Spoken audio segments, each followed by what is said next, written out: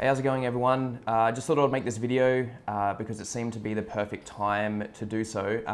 With Super Joey out, this deck I'm about to show you to farm Kaiba level 40 works for him, as well as very simply not using most of the mechanics can work for for other duelists, I don't know.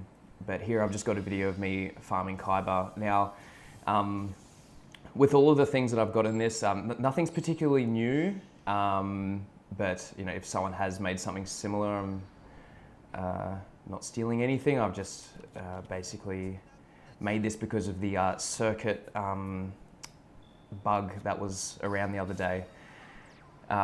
It's fixed now, so we shouldn't have to worry about it too much, but you can see that I've opened with Dimension Gate, which is the most important thing, and Hieroglyph Lithograph, which is an amazing card for this deck to get early.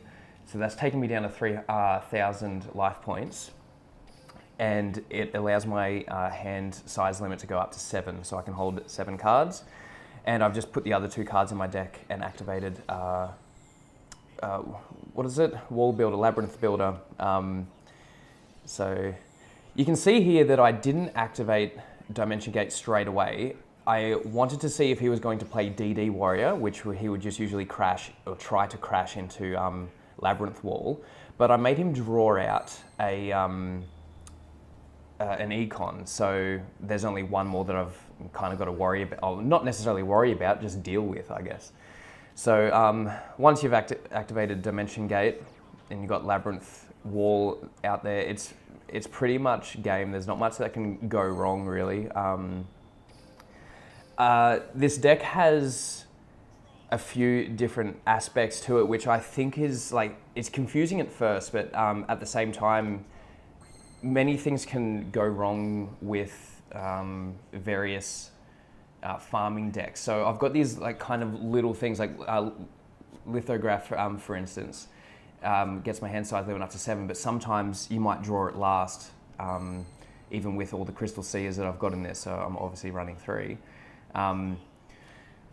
But if one thing doesn't work, another thing does, and I would most of the time complete the farm anyway, and even if I miss out on one of the aspects of the farm, which I do in this, you will see later on, I will still get over 8k Duel Assessment Points, which is super handy.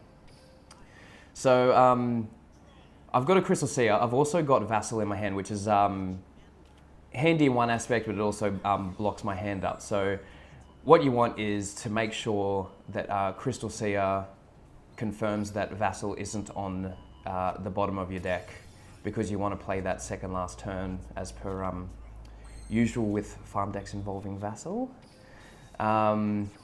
You'll see that I had the Cataville Omen in there too. That's just a good search card, obviously. If you open with that, just set that and you can put Dimension Gate on the top of your hand. I'm only running 2 Dimension Gates. If you've got 3, that's obviously power to you. It's good to have 3 of that card. If you're running 1, I would say at least have 2 Cataville Omens. You can get them from Ishizu level 18 and level 35. You might be confused by the, what's it called? The Brain Research Lab, I believe. You see that I'm setting that there. Basically, if you've got a prismatic field spell card, chuck that in. I've only got glossy field spells, so you'll see later on the actual thing that doesn't work in this. I run out of places to put spell and trap cards, and I have to let go of my graceful dice because that's prismatic. But as I said, it doesn't actually matter in the end. So you'll see that I also, I'm setting these Jar of Greeds. I'm getting them at a good time. And you see my hand now is very chock-a-block. So, how's Australian? All right, so this is my last Crystal Seer. And you'll see that I am setting 1 Union attack there. I'll tell you why in a sec. But I'm going to crash Crystal Seer into Blue Eyes, because that's going to do 2,900 damage, bringing me down to a total of 100 life points. So that's going to give me that low life point, extra Duel Assessment Points. Now the reason I set a Union attack down is because a windstorm basically kind of pisses me off with popping up every turn, but I have to there, and it's near the end of the farm. So, but you'll see here, I will draw Summon Skull, I believe. Yeah.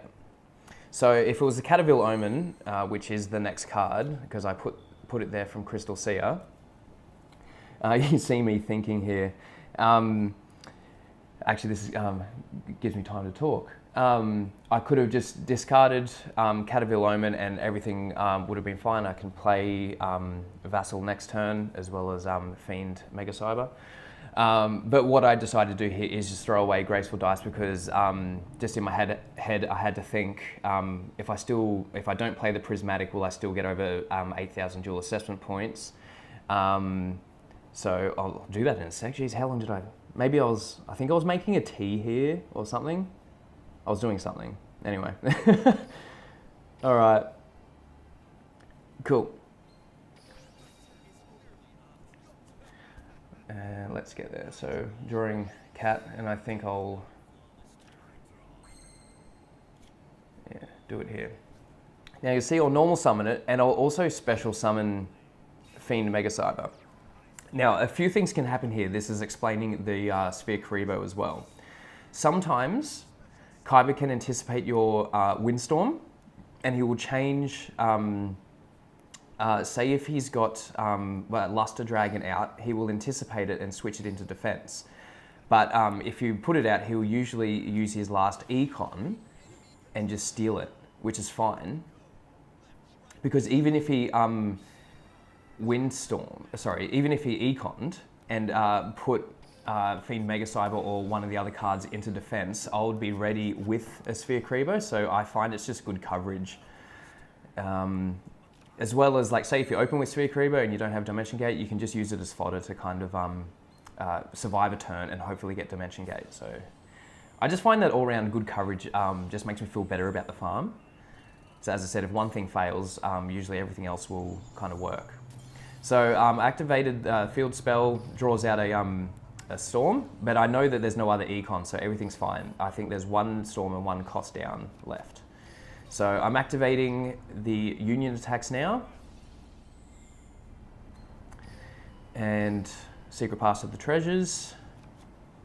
So, and then after this, after Secret Pass, I would put down Graceful Dice.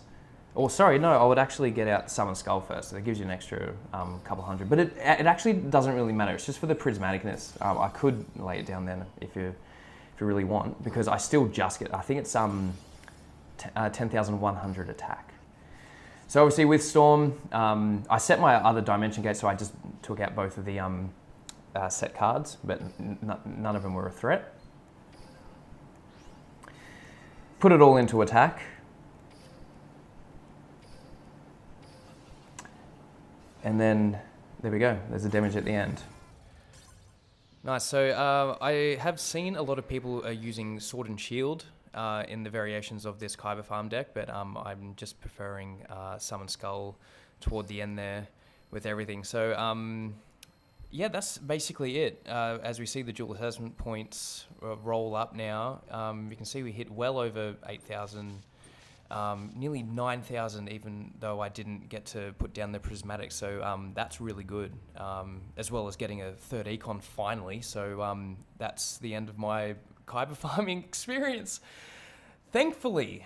So yeah, that would have hit 9,400, I think, with the prismatic, so it's a decent farm. But that's basically it, guys. So, yeah, if there's any other questions, something I missed, another query, or a suggestion, an addition or change to this particular deck, I'm all ears. So, yeah, thanks for watching. Hopefully it was a good first video. Might see more of me in the future. I don't know. But thanks for watching, and good luck with the farm.